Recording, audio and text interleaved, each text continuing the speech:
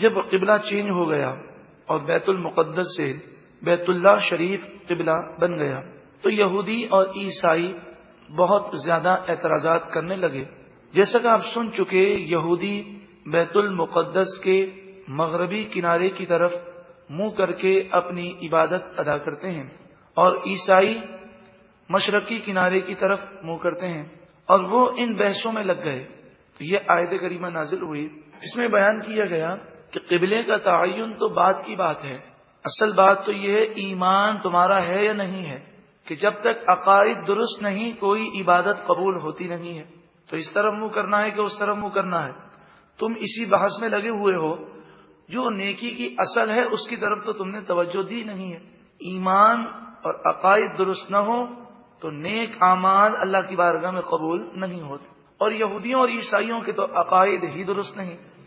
لَيْسَ الْبِرَّ أَن تُوَلُّوا وُجُوهَكُمْ قِبَلَ الْمَشْرِقِ وَالْمَغْرِبِ، نیکی کی اصل یہ نہیں کہ تم اپنے چہرے مشرق اور مغرب کی طرف کر لو.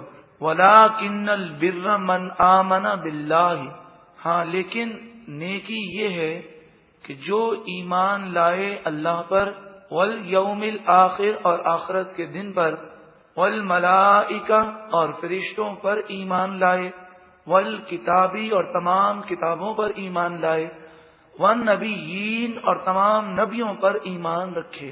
ان میں سے کسی ایک کا انکار بھی کفر ہے اور وہ شخص کافر ہو جائے گا.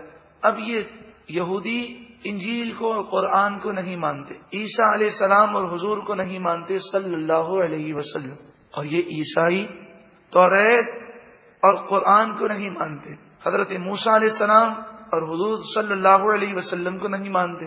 جب ایمان ہی نہیں تو اب کس طرح منہ کرنا ہے کس طرح منہ نہیں کرنا، اس بحث کا کوئی فائدہ ہی نہیں ہے. وَآتَ الْمَالَ عَلَى حُبِّهِ، اور نیکی کی اصل یہ ہے کہ ایمان لانے کے بعد اللہ کی محبت میں مال خرچ کیا جائے، ذوی القربہ رشتہ داروں کو دیا جائے. زکوٰۃ اور صدقہ واجبہ یہ ہر رشتہ دار کو نہیں دے سکتے.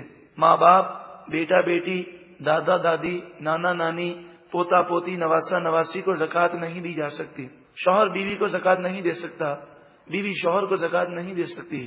لیکن اس کے علاوہ جو باقی رشتہ دار ہیں ان کو زکوٰۃ دی جا سکتی ہے اگر وہ مستحق ہوں. یہ تو زکوٰۃ کی اور اس صدقے کی بات ہے جو واجب ہے.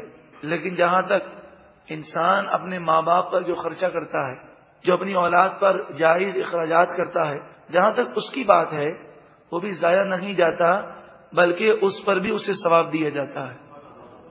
ارشاد فرمایا کہ جب دسترخوان پر گھر کے تمام افراد جمع ہو کر کھانا کھاتے ہیں، انسان اپنے بال بچوں کے ساتھ جمع ہو کر، ماں باپ کے ساتھ بیٹھ کر جب کھانا کھاتا ہے اور وہ حلال کا لقمہ ہو اور وہ لوگ اللہ کے فرما بردار ہوں تو لقمہ پیٹ میں جانے سے پہلے سب کی مغفرت کر دی جاتی ہے. والیتامیٰ، اور یتیموں پر مال خرچ کرو، وہ یتیموں کو مال دیتے ہیں. والمساکین، غریب مسکینوں کو مال دیتے ہیں. وابن السبیل، اور مسافروں کو مال دیتے ہیں. والسائلین، اور مانگنے والے مستحق لوگوں کو مال دیتے ہیں. یہ جو روڈ پر بھیک مانگنے والے نظر آتے ہیں، ان میں سے جن کا یہ پیشہ ہے اور جو مستحق نہیں ہیں ان کو دینا بھی درست نہیں ہے. ہاں، جو مانگنے والا مستحق ہو اور ہمارا دل مطمئن ہو کہ واقعی یہ مستحق ہے تو اس کو دینے میں کوئی حرج نہیں ہے. جو شخص مستحق نہ ہو پھر بھی وہ سوال کرے، بھیک مانگے، فرمایا وہ جہنم کے انگارے مانگ رہا ہے.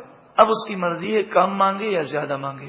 وفی الرقاب، گردن چھڑانے میں، غلام آزاد کرنے میں مال دے، یہ اصل نیکی ہے. فی زمانہ پوری دنیا میں کہیں غلامی کا رواج نہیں، مگر قیدیوں کو چھڑانا یہ بھی بہت بڑی نیکی ہے، جبکہ وہ قیدی بے گناہ ہوں.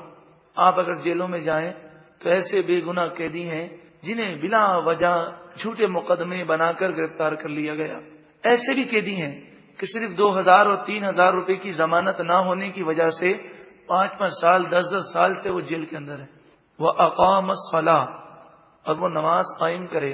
وہ آت الزکاۃ، اور زکوٰۃ ادا کرے. والموفون بعہدہم اذا عاہدوا، اور جب وہ وعدہ کریں تو اپنے وعدے کو پورا کریں. وعدے کو پورا کرنے والے یہ کن لوگوں کا ذکر ہے؟ جن کی نیکی اصل نیکی ہے. والصابرین اور صبر کرنے والے، فی البأساء والضراء سختی اور مصیبت میں، وحین الباس اور حالت جنگ میں ثابت قدم رہیں اور صبر کریں۔ اولئک الذین صدقوا یہی وہ لوگ ہیں جنہوں نے سچ کہا، جنہوں نے کلمہ طیبہ پڑھ کر اس کلمے کا حق ادا کیا۔ وَأُولَئِكَ هُمُ الْمُتَّقُونَ اور یہی لوگ اللہ سے ڈرنے والے پرہیزگار ہیں۔